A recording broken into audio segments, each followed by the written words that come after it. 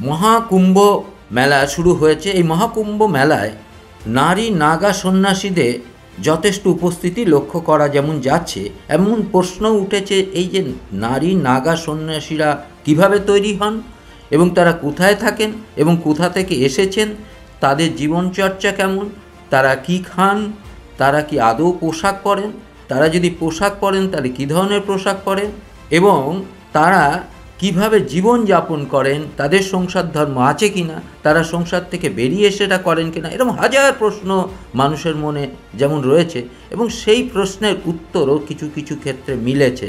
যেমন এই যে নাগা সন্ন্যাসীরা এসেছেন, বিশেষ করে নারী নাগা সন্ন্যাসীরা, তাদের দৈনন্দিন জীবন শুনলে কিছুটা চমকে উঠতে হবে।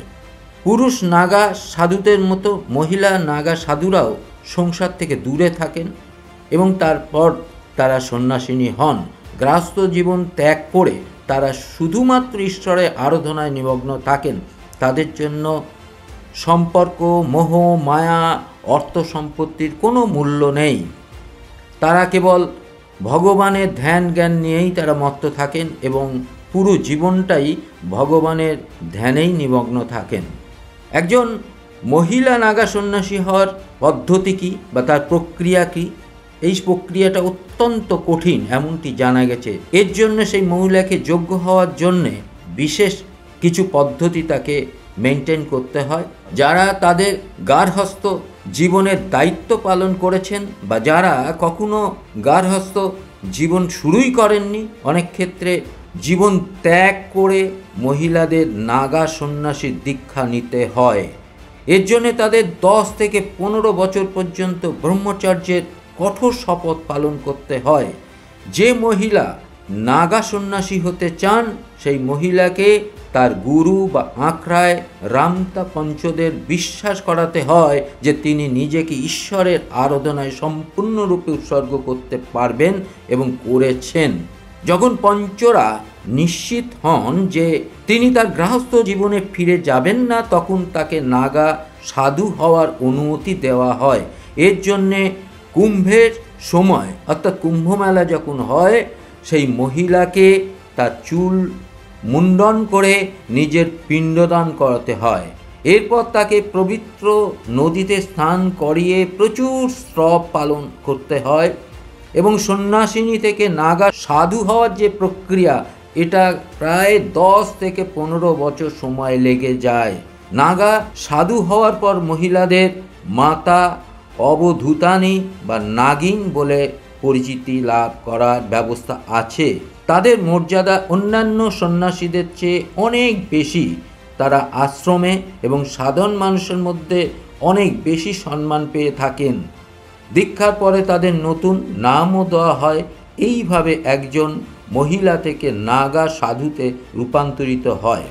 নাগা সাধু হওয়ার পর মহিলারা প্রতিদিন কঠোর সাধনায় মগ্ন থাকেন। তারা ব্রহ্ম মুহূর্তে উঠে ভগবান শিবের জপ করেন এবং সন্ধ্যায় দত্রায়ত ভগবানের পুজো করেন। দুপুরে খাবারের পরে তারা পুনরায় শিবের স্মরণ করে থাকেন। তাদের প্রতিদিনের খাদ্য তালিকার মধ্যে শুধুমাত্র নিরামিষ খাবার ছাড়া অন্য কিছু থাকে না। এতে ফল, মূল, পাতা, ভেষজ বিভিন্ন রকম পণ্য এর মধ্যে অন্তর্ভুক্ত থাকে। তারা কোনো রকম তামসিক বা ভাজাভুজি খাবার গ্রহণ করতে পারেন না। মহিলা নাগা সাধুরা সাধারণত কোনো বড় আখড়ায় সঙ্গে যুক্ত থাকেন, তবে তাদের থাকার জন্য আলাদা আশ্রম থাকে এবং যেখানে মহিলারা থাকেন তারা সঙ্গবদ্ধ হয়ে থাকেন, মহিলা সাধ্বীদের সঙ্গে জীবনযাপন করেন। কুম্ভমেলা চলাকালীন তাদের থাকার জন্য আলাদা আলাদা আখড়া তৈরি হয়েছে। এই আখড়ায় মহিলা নাগা সন্ন্যাসীরা সেখানে থাকেন এবং পুরুষ নাগা সাধুদের কুম্ভ স্নানের পরেই এই পবিত্র নদীতে তারা পুণ্য অর্জন করেন এবং তারা পুরুষ নাগা সন্ন্যাসীদের পরে তারা ওই কুম্ভ মেলায় বা কুম্ভ স্নান তারা করেন। আখড়ার নিয়ম অনুসারে পুরুষ নাগারা 2 ধরনের হয়ে থাকেন, একটা হচ্ছে বস্ত্রধারী আর একটা দিগম্বর অর্থাৎ নগ্ন। নগ্ন সাধুরা জনসমক্ষে গেলেও শালীনতা রীতি মেনে তাদের গোপন অঙ্গ ঢেকে রাখেন, তবে মহিলা নাগা সাধুরা নগ্ন থাকার তাদের কোনো অধিকার নেই। তাদের সেলাইবিহীন গেরুয়া রঙের একটি কাপড় পরতে হয় যাকে গন্তি বলা হয়। এছাড়া তারা অন্য কোনো পোশাক পরতে পারেন না, তাদের কপালে দীর্ঘ তিলক থাকে। কুম্ভ মেলা হওয়ার পর তারা আশ্রমে আবার ফিরে যায়। এই যে মহিলা নাগা সন্ন্যাসীরা, তারা তাদের জীবনচর্চা, তারা সম্পূর্ণরূপে জনমানব থেকে তারা বিচ্ছিন্ন থাকেন, সংসার ধর্ম থেকে তারা বিচ্ছিন্ন থাকেন। তাদের মধ্যে কোনো সাংসারিক ক্রিয়াকর্ম তাদের মধ্যে থাকে না। সর্বদাই তারা ঈশ্বরের ভজনায় মত্ত থাকেন। ঈশ্বরের দূত হিসাবেও অনেকে তাদের মনে করেন। এইভাবে মহিলা নাগা সাধুরা তারা তাদের জীবনধারাকে অতিবাহিত করেন।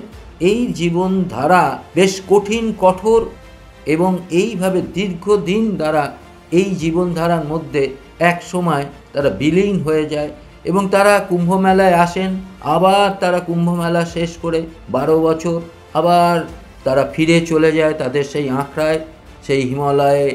কেউ থাকেন, কেউ বিভিন্ন জঙ্গলের মধ্যে তাদের বসবাস। এইভাবেই তারা কিন্তু তাদের জীবন ধারাকে অতিবাহিত করে চলেন। খুব কঠিন এবং কঠোর জীবনধারার মধ্যে দিয়েই তাদের চলে। শীত, গ্রীষ্ম, বর্ষা তারা তাদের সেই জীবনকে অতিবাহিত করে খুবই কঠিন কঠোর পদ্ধতির মধ্যে দিয়ে। আপনারা আমাদের সঙ্গে থাকবেন, আমাদের চ্যানেলটাকে সাবস্ক্রাইব করবেন। নমস্কার। নিউজ এশিয়া, গণতন্ত্রের কণ্ঠস্বর।